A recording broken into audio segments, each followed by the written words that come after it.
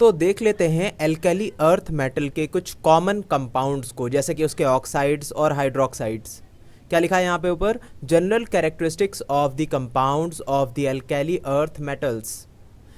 देखिए सबसे पहले ऑक्साइड्स और हाइड्रोक्साइड्स की बात कर लेते हैं। क्या लिख रखा है यहाँ पे? Alkaline earth metals burn in oxygen to form monoxide. ठीक है, दो ऑक्सीजन जो है इलेक्ट्रॉन्स ले लेते हैं, एक ऑक्सीजन दो इलेक्ट्रॉन्स ले लेता है, और कोई भी एल्कली अर्थ मेटल दो इलेक्ट्रॉन्स देता है उसको, तो जाहिर सी बात है मोनोक्साइड बनाएगा, जैसे कि beryllium oxide, magnesium oxide, calcium oxide वगैरह वगैरह। ये जो ऑक्साइड्स होते हैं उनका स्ट्रक्चर होता है रॉक सॉल्ट जैसा। ठीक है, ये देखिए ऑक्साइड्स हैं, ये आपको दिख रहा है, आपको नॉर्मल पाउडर जैसे ही दिख रहे हैं। बोल रहे हैं कि ये होते हैं बहुत ज़्यादा स्टेबल हीट से, इसे आप जलाने की कोशिश करेंगे तो जलेंगे नहीं। All these oxides except beryllium oxide are basic. बाकी सब बेसिक होते हैं, पानी में डालेंगे तो वो फिर हाइड्रोक्साइड बना लेंगे, जबकि आपका बेरिलियम ऑक्साइड बेसिक नहीं होगा, खाली ये होता है आपका एम्फोटेरिक। ये एसिड और बेस दोनों के साथ रिएक्ट कर जाता है। समझ गया ना? एक फ़र्क हो गया बेरिलियम ऑक्साइड और बाकी सब में, कि बाकी सारे जो ऑक्साइड्स हैं वो बनाएंगे बेस। ठीक है, जबकि बेरिलियम ऑक्साइड एम्फोटेरिक नेचर का होगा। आगे बोल रहे हैं, देखिए एक एग्जांपल दे रखा है, जैसे आपका कोई भी मेटल का ऑक्साइड है, उसमें जब आप पानी डालेंगे तो क्या बन रहा है? Metal hydroxide. ये चीज़ पर बेरिलियम ऑक्साइड में नहीं होती, बाकी सब में होती है। जैसे मैग्नीशियम डालेंगे तो मैग्नीशियम ऑक्साइड प्लस वाटर बना देगा मैग्नीशियम हाइड्रोक्साइड, और ऐसे किसी मेटल ऑक्साइड को जो है, जो कि आपका हाइड्रोक्साइड बना दे या फिर कोई भी बेस बना दे, उस ऑक्साइड को भी आप बेस ही बोलते हैं।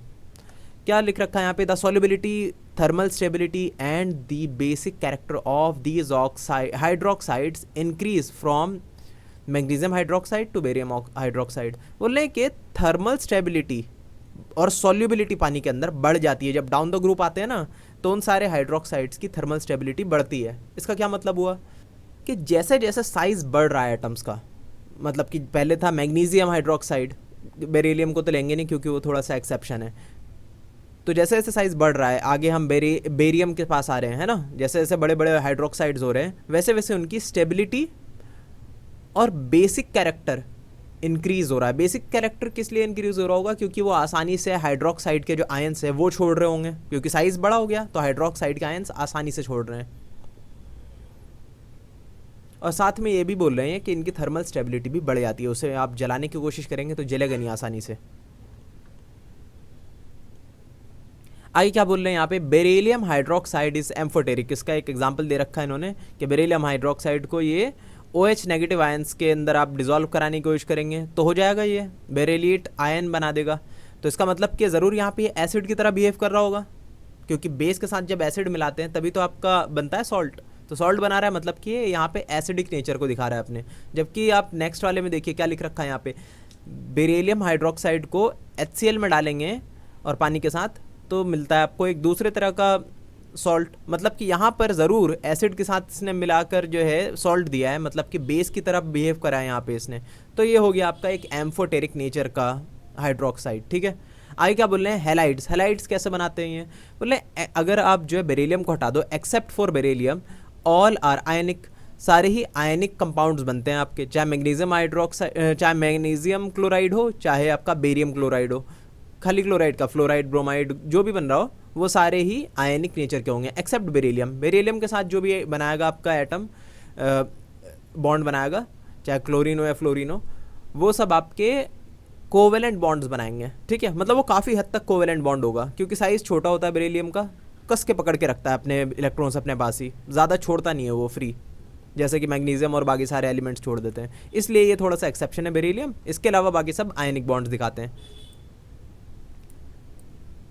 तो देख सकते हैं यहाँ पे देखिए मैग्नीशियम क्लोराइड .8H2O और कैल्शियम क्लोराइड .6H2O, ये सब आप देखें डाउन द ग्रुप जैसे हम जा रहे हैं, जैसे जैसे साइज़ बढ़ रहा है एटम्स का, वैसे वैसे इन सारे क्लोराइड्स के अंदर हाइड्रेट हो जाने वाली टेंडेंसी कम हो रही है, क्योंकि हाइड्रेशन आपको पता है कि जो है छोटे एलिमेंट्स जो हैं आसानी से हाइड्रेट हो सकते हैं, बड़े एलिमेंट्स आसानी से हाइड्रेट नहीं हो पाते। ये इसकी प्रॉपर्टी होती है पानी की, वो हाइड्रेट जो है छोटे मॉलिक्यूल्स को बहुत आसानी से कर देता है। इसलिए आप देख सकते हैं कि मैग्नीशियम क्लोराइड के पास 8 पानी के मॉलिक्यूल्स हैं, जबकि बेरियम क्लोराइड के पास सिर्फ 2 हैं। तो ये भी एक चीज़ है नोट करने वाली। आगे देखिए यहाँ पे क्या बोल रहे हैं कि देखिए सॉलिड फॉर्म में बेरिलियम क्लोराइड जो है कैसे दिख रहा है, ये स्ट्रक्चर एक तरह का ब्रिज नहीं दिख रहा है, ब्रिज एक तरह का, इसको बोलते हैं क्लोराइड आयन का ब्रिज। ये ब्रिज बना लेता है आपका।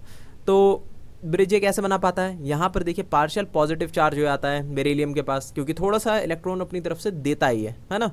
और क्लोराइड जो आयंस होते हैं वो क्लोरीन जो एटम होता है वो थोड़ा सा अपने पास खींच लेता है इलेक्ट्रॉन्स को, तो वो थोड़ा पार्शियली नेगेटिव चार्ज हो जाता है। और इसी नेगेटिव चार्ज को देखकर ये दूसरा वाला जो है इस साइड में बेरिलियम वो चिपक जाता है इससे, और यही इलेक्ट्रोस्टैटिक फोर्स ऑफ अट्रैक्शन की वजह से पूरी एक ब्रिज की तरह बन जाती है चीज़। देखिए और अच्छे से यहाँ पे दे रखी है, यहाँ पे स्ट्रक्चर आपको क्या लिख रखा है यहाँ पे कि ये अगर वेपर फेज में होता है ना बेरिलियम क्लोराइड, तो सिर्फ 2 मॉलिक्यूल्स चिपके होते हैं आपस में, इसको बोल देते हैं डाइमर। डाइमर मतलब 2 मॉलिक्यूल्स जब चिपके होते हैं साथ में तो उन्हें हम डाइमर बोल देते हैं। तो डाइमर होता है आपका ये बेरिलियम क्लोराइड का। देखिए आप दिख रहा है यहाँ पे ये क्लोरीन का एटम, यहाँ पे पार्शियल नेगेटिव चार्ज होगा, तो इस पार्शियल पॉजिटिव चार्ज के पास ये अट्रैक्ट हो रहा है बेरिलियम के, है ना, और ऐसा यहाँ पे भी कर रहा है ये, इसलिए चिपक जाते हैं। और एक साथ जब बहुत सारे चिपके हों तो वो पूरा जो है सॉलिड स्ट्रक्चर बना लेता है।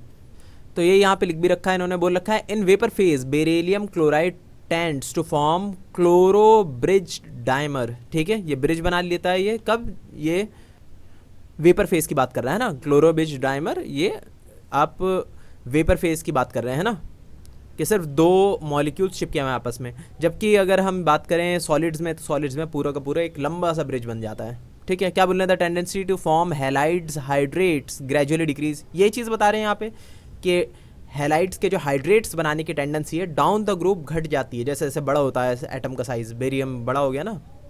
आइए क्या बोल रहे हैं, देखिए बोल रहे हैं salts of oxo acids. Oxo acids उन सारे एसिड्स को बोलते हैं हाइड्रोक्सिल ग्रुप जिसके साथ लगा हो, या फिर आप कह सकते हैं कि OH कंपाउंड जिसके साथ अटैच होता है, ऐसे एसिड्स को आप कह देते हैं ऑक्सो एसिड्स।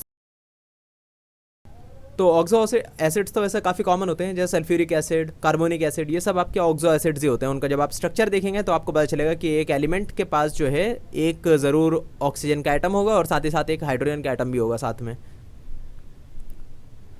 तो देखिए सबसे पहले आ गया कार्बोनेट्स। कार्बोनेट्स मतलब कि देखिए कोई भी आप जो है मेटल को लेते हैं, उसको आप एसिड में डालते हैं तो क्या बनता है, सॉल्ट बनता है। बिल्कुल बचपन में पढ़ी थी हमने ये बात। तो इसका भी अगर आप मेटल लेंगे, ये एल्कली अर्थ मेटल कोई सा भी, चाहे मैग्नीशियम, बेरिलियम, कैल्शियम, कुछ भी आप लें, उसको जब आप एसिड में डालेंगे किसी भी, तो ज़रूर सॉल्ट बनाएगा। तो सॉल्ट में सबसे कॉमन सॉल्ट है कार्बोनेट। कार्बोनेट बनाता है वो, कैसे बनाता है देखिए यहाँ पे लिख भी रखा है, देखिए छोटा सा लिखा हुआ है, क्या लिखा हुआ है, मैग्नीशियम हाइड्रोक्साइड। ये हाइड्रोक्साइड ना भी हो तो भी कोई बात नहीं, खाली मैग्नीशियम भी लेंगे तो उसको जब आप कार्बोनिक एसिड में डालेंगे H2CO3 तो क्या बनाएगा, ये मैग्नीशियम कार्बोनेट बनाएगा। ठीक है, तो ये क्या हो गया, एक तरह का सॉल्ट हो गया, एक कार्बोनेट हो गया। ठीक है, तो ये बनाते हैं कार्बोनेट्स। देखिए कौन कौन से कार्बोनेट्स बनाते हैं, बेरिलियम कार्बोनेट होता है, magnesium carbonate, calcium carbonate, strontium carbonate, barium carbonate. और बोल रहे हैं कि डाउन द ग्रुप इनकी स्टेबिलिटी बढ़ जाती है ना। शुरू में ज़्यादा स्टेबल नहीं होते इनके कंपाउंड्स, बाद में जो बड़े बड़े एलिमेंट्स के साथ ये बनाते हैं कंपाउंड कार्बोनेट्स, वो ज़्यादा स्टेबल होते हैं। बोले the solubility of carbonates in water decrease as the atomic number of the metal ion increases. बोल रहे हैं पर पानी के अंदर अगर आप सॉल्युबिलिटी की बात करेंगे तो डाउन द ग्रुप सॉल्युबिलिटी घट जाएगी। शुरू के एलिमेंट ज़्यादा अच्छे से सॉल्युबल होंगे, बाद वाले एलिमेंट ज़्यादा अच्छे से सॉल्युबल नहीं होंगे। ठीक है, सोचिए ज़रा इसका रीज़न क्या होता होगा। इसका रीज़न यही होता होगा कि जैसे जैसे साइज़ बढ़ता है ना एटम्स का, वैसे वैसे उनकी हाइड्रेट हो जाने की जो टेंडेंसी है, मतलब कि हाइड्रेशन एंथैल्पी वो कम हो जाती है। मतलब हाइड्रेट वो नहीं होना चाहते जैसे जैसे बड़े हो जाते हैं एटम्स। तो जैसे कि यहाँ पे डाउन द ग्रुप बड़े हो रहे हैं एटम्स, इसलिए ये अच्छे से हाइड्रेट नहीं होंगे और इनकी हाइड्रेशन एंथैल्पी या फिर कहें तो हाइड्रेट बनाने की टेंडेंसी डाउन द ग्रुप घट जाएगी। जबकि इसके पहले वाले पॉइंट पे हमने क्या देखा था, जब क्लोराइड्स की बात हो रही थी इनकी, तो क्लोराइड्स में तो हम ऐसा देख रहे थे कि डाउन द ग्रुप इनकी उसमें भी यही चीज़ हो रही थी, है ना, डाउन द ग्रुप उनमें भी हाइड्रेट बन जाने की टेंडेंसी कम हो रही थी। तो ये चीज़ यहाँ पे भी फॉलो हो रही है। ठीक, नेक्स्ट बोल रहे हैं, देखिए यहाँ पे क्या लिखा हुआ है, सल्फेट्स। सल्फेट्स इनके जो बनते हैं कौन कौन से बनते हैं, जैसे कि beryllium sulphate, magnesium sulphate, calcium sulphate, strontium sulphate, barium sulphate. इन सब में क्या बोल रहे हैं, स्टेबल टू हीट होते हैं, काफ़ी स्टेबल होते हैं, ये जलाने की कोशिश करेंगे नहीं जलेंगे। आगे बोल रहे हैं कि बेरिलियम सल्फेट से मैग्नीशियम सल्फेट पे जब आप जाते हैं तो वो आसानी से पानी के अंदर डिज़ोल्व हो जाते हैं, पर उसके बाद अगर आप देखेंगे तो डाउन द ग्रुप आते में इनकी सॉल्युबिलिटी पानी के अंदर डिक्रीज़ हो जाती है। ठीक है, तो देखिए यहाँ पे सॉल्युबिलिटी लिख रखा है, डाउन द ग्रुप डिक्रीज़ हो रही है। शुरू के सिर्फ 2 जो है आपस में, ये जो 2 हैं छोटे छोटे आइटम्स से जो कि पानी के अंदर डिज़ोल्व हो जाते हैं आसानी से, बाकी सब आसानी से डिज़ोल्व नहीं होते। ऐसा क्यों होता होगा? ये इसी वजह से, क्योंकि डाउन द ग्रुप जो है हाइड्रेशन एंथैल्पी घट जाती है, अच्छे से हाइड्रेट नहीं हो पाते, मतलब कि अच्छा आसानी से सॉल्यूबल नहीं होते पानी के अंदर। आगे बोले नाइट्रेट्स। नाइट्रेट्स में क्या बोल रहे हैं? Shows a decreasing tendency to form hydrates with increasing size. इसमें भी ये चीज़ बोल रहे हैं कि डाउन द ग्रुप जब आप आएंगे तो हाइड्रेशन एंथैल्पी कम हो जाएगी और हाइड्रेट कम बनाएंगे ये नाइट्रेट्स, ठीक है। बोल रहे हैं कि all of them decompose on heating to give the oxide like lithium nitrate. बोल रहे हैं कि जिन सबको जो है आप डीकम्पोज कर सकते हैं, इन्हें आप हीट में रखेंगे तो डीकम्पोज हो जाएंगे। डीकम्पोज होने के बाद क्या देंगे? ये नाइट्रेट्स अलग करेंगे अपना। जैसे कि आप यहाँ पे ले लीजिए लिथियम का नाइट्रेट ले लिए, लिथियम नाइट्रेट लेंगे यहाँ पर, कोई भी एक मेटल ले सकते हैं, तो मैंने मान लिया लिथियम लिया है। नहीं, लिथियम क्यों लेंगे, कोई एक एल्कली अर्थ मेटल लेंगे ना। यहाँ पे लिथियम नाइट्रेट का एग्जांपल दे रखा है कि इन्होंने।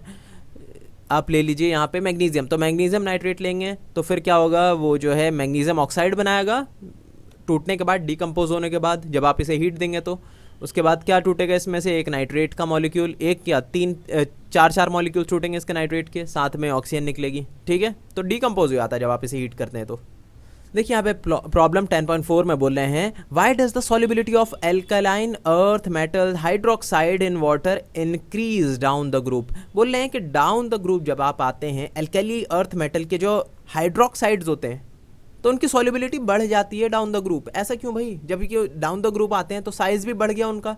हमने हर बार हर जगह पे यही देखा है इनका, चाहे सल्फेट हो, चाहे नाइट्रेट हो, चाहे कार्बोनेट हो, इन सब के अंदर ये चीज़ देखी कि डाउन द ग्रुप जब आप आ रहे थे तो इनकी सॉल्युबिलिटी घट रही थी, जबकि इसके अंदर क्या हो रहा है, सॉल्युबिलिटी बढ़ रही है। ऐसा क्यों भाई?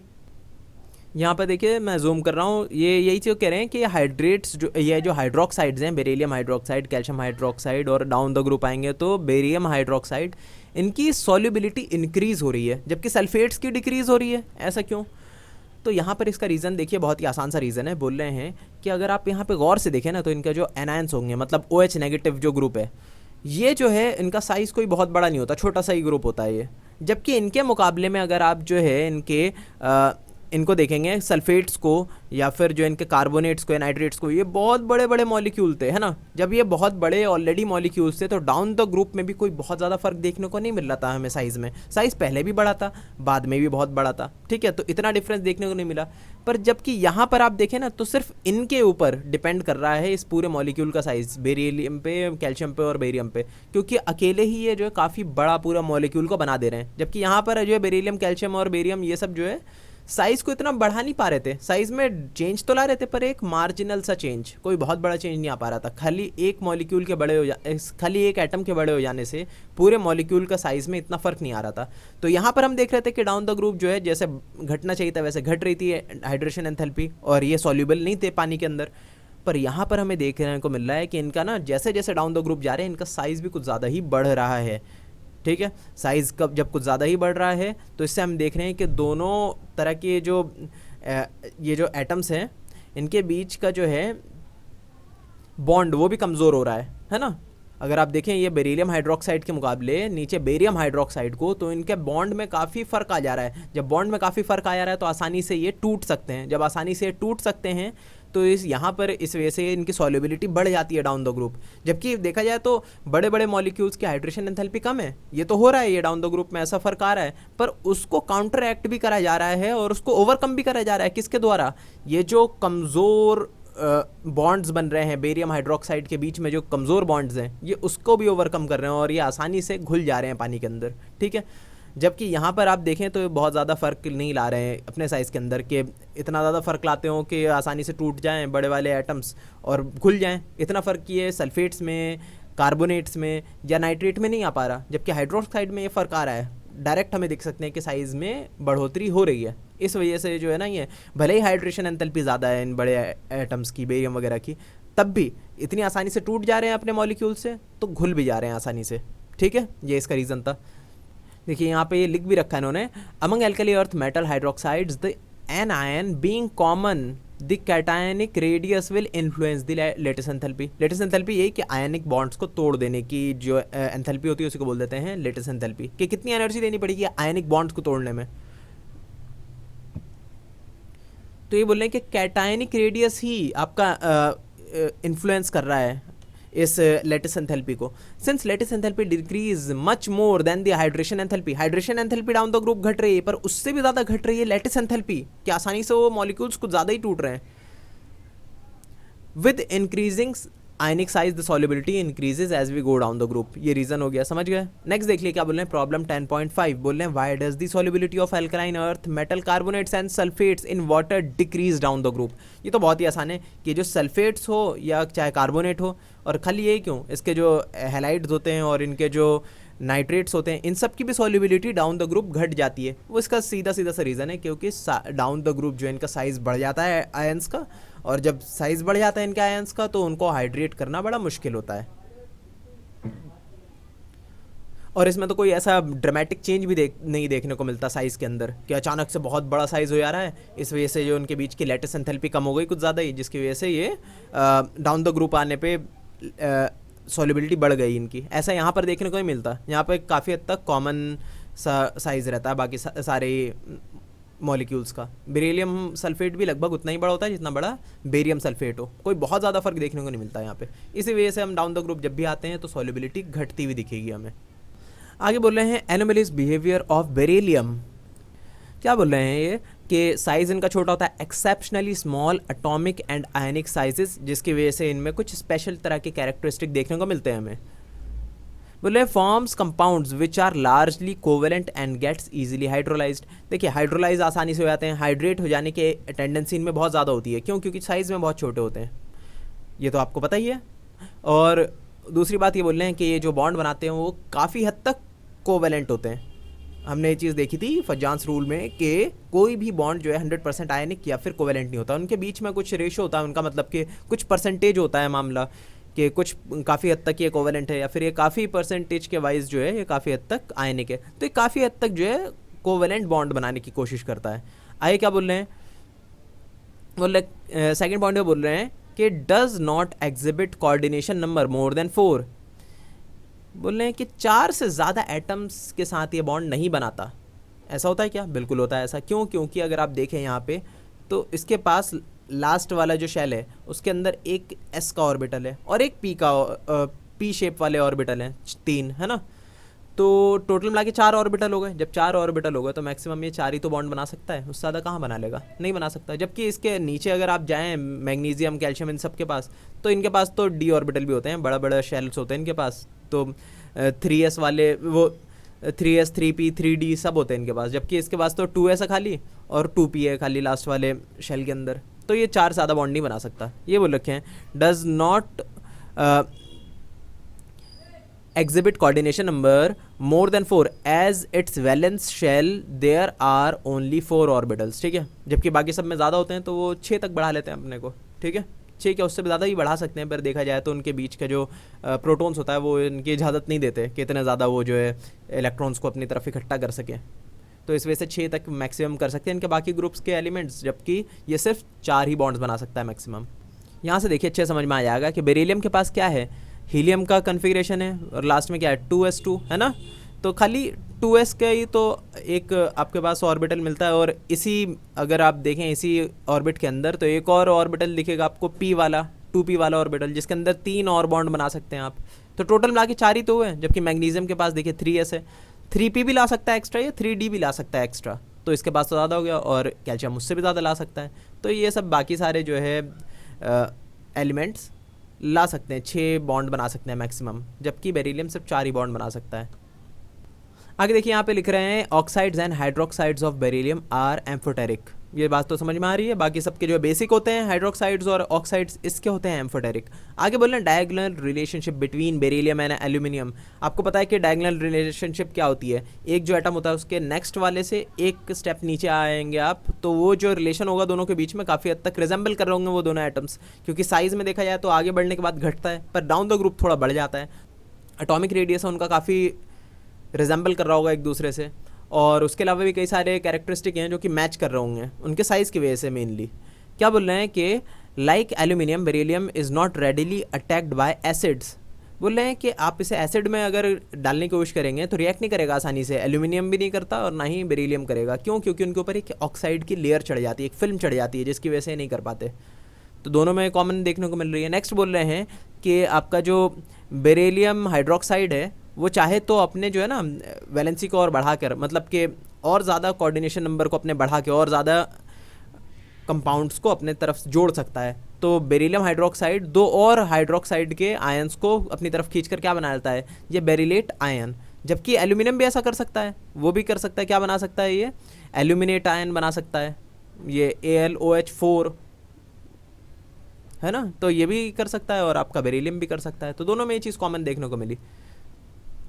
आगे क्या बोल रहे हैं यहाँ पे तीसरे पॉइंट में, बोल रहे हैं कि both beryllium and aluminium have chloride bridge. ठीक है, कि एक तरह का ब्रिज बना सकते हैं क्लोरीन एटम के साथ। जब ये बॉन्ड बनाते हैं तो जो अपना